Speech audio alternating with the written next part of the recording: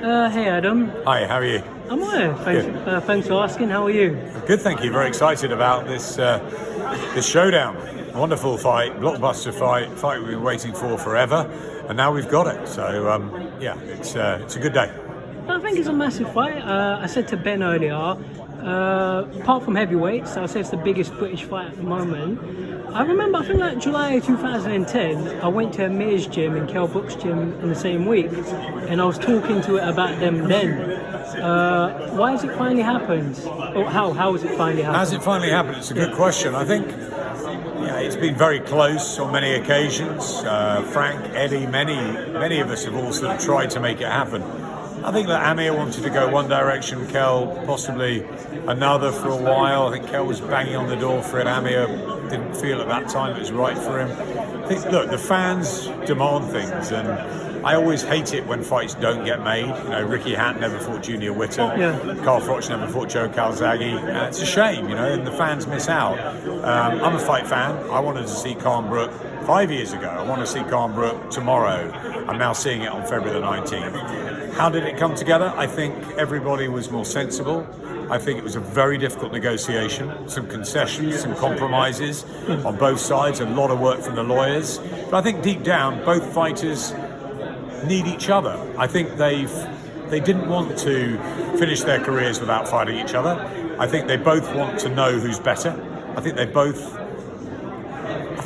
this burns deep. This is a personal feud which sort of carries over to the families and their friends. And I think that they had to make this happen. And probably at this time, they're right for each other. They both lost to Terence Crawford, and it felt the right time. And I think I had a call a few months ago with the possibility that it could happen. Yeah. And I said, yeah, I think there will be people who will say it's a bit too late, of course. We'd love to have had 2 or 3 of them by now, but we haven't. We've got it now.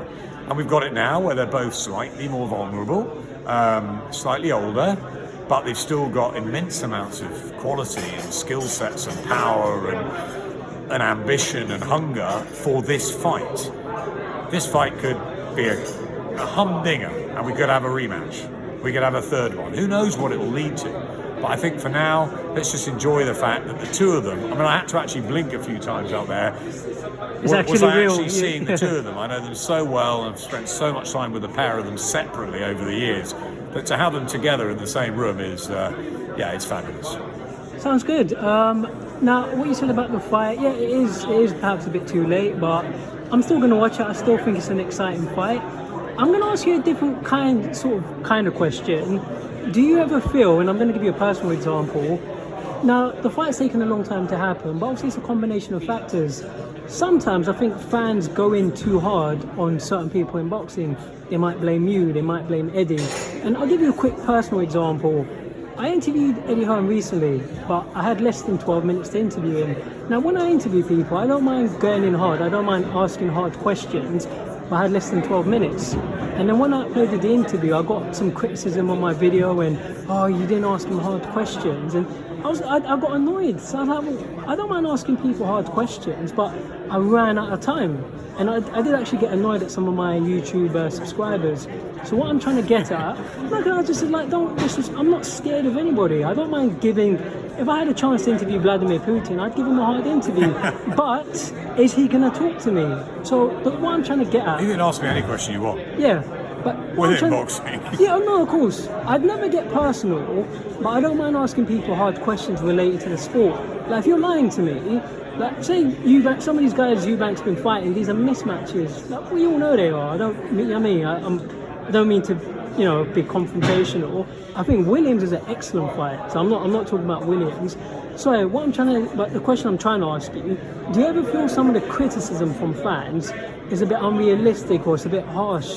That's what I'm trying to get at. No, I think, listen, every fan is entitled to their opinion. Yeah. I think that's what makes boxing such a great sport in and out of the ring, that it's a subjective business. Some people want this fight, some people don't. Some people think it's too soon, too late, too different, too varied, and that could be for Khan Brook, or it could be for Eubank Williams, or it could be for anyone. It could be for the fight of the weekend. Most people probably thought Teofimo Lopez would win easily, and it didn't happen.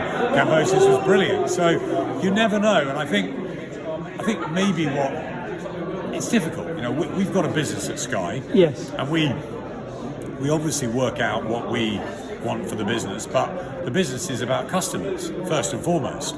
And if we're not pleasing our customers and we're not doing right for our customers, and it's difficult because we're not a boxing channel like DAZN are, we are a Sky Sports subscription. So we do the Premier League, we do the cricket, we do the darts, we do the NFL, we do the rugby, the golf, everything. I mean, netball, all sorts of different sports. Boxing is one of them.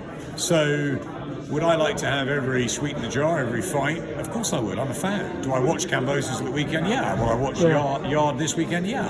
Because I'm a fight fan. But I also work for Sky. We're a business, and we have to carefully work what's best for our customers and what's going to work for Sky going forwards. We started an embryonic relationship with Boxer and Top Rank. It's been a really great start. Boxer are fantastic to work with. I've loved it. Really enjoyed working with Matchroom for 10 years. It's a new challenge with Boxer.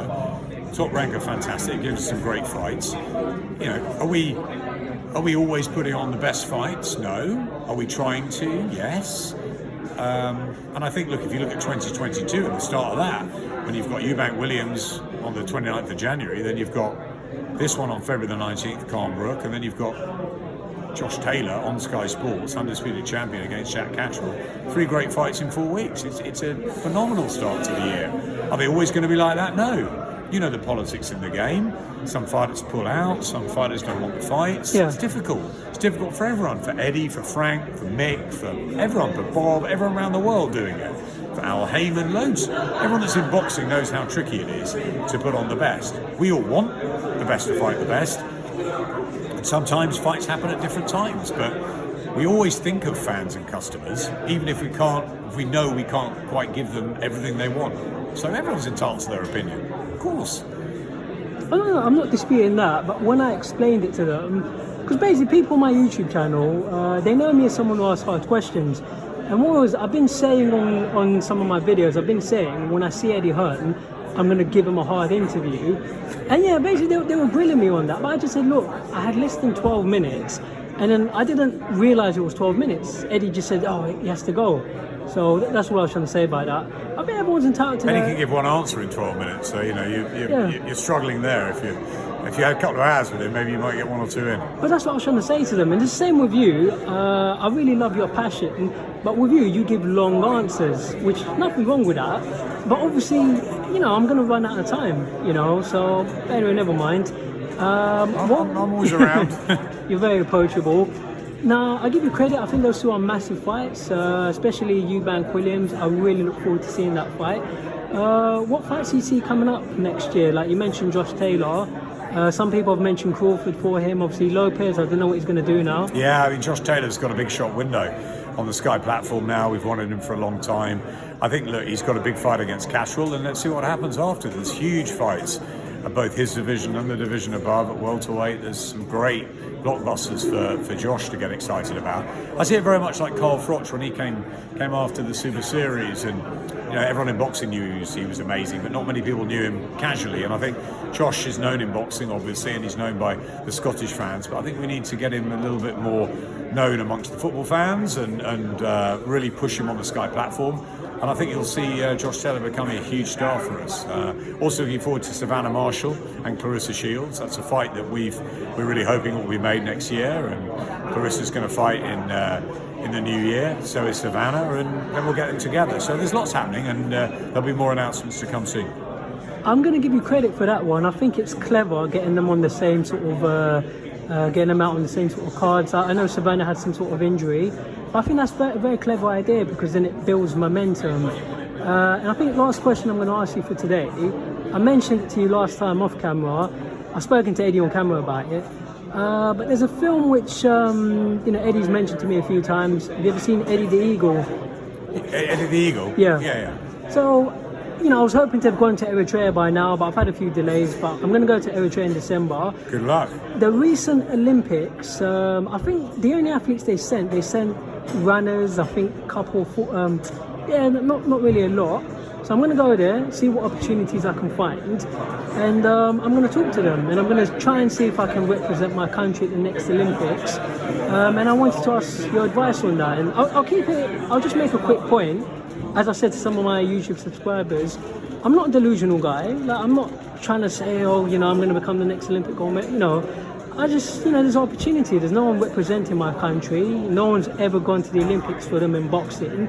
I'm going to give it a go. I'm an excellent talker, and just, you know, it's a great story if it works. It's a great story. It's a fantastic story, and you've got that passion and the hunger, and you should do it. And good luck to you. And we look forward to following it on Sky Sports News. That's the plan, hopefully. Let me see what happens when I go out there. Thanks so much for your time, No Adam. problem at all.